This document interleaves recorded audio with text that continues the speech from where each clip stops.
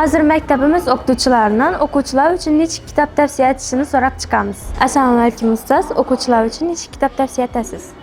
Здравствуйте. Сначала я учитель начальных классов, и я рекомендую своим ученикам сказки, вот это турецкие сказки, потому что каждая сказка учит дружбе. O'quvchilari badiiy asarlardan o'zbek adabiyotlarini, O'tkir Hoshimovning asarlarini tavsiya etgan bo'lardim.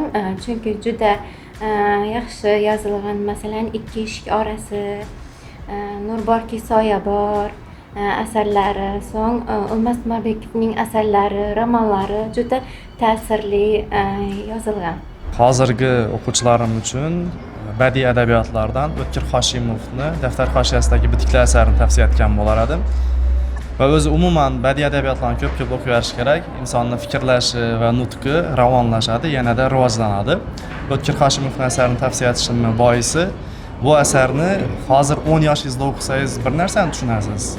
Yanada yillar o'tish mobaynida 15 yosh, 20, 30, 40 yoshlaringizda o'qisangiz, yanada u kitobni qirralari ochilib boraveradi.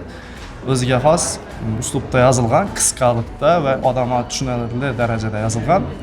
Muallifni o'zi ham 40 yil mobaynida yozgan mana shu kitobni degan. O'zi kichkinagina kitob. Tavsiya qilaman shu kitobni.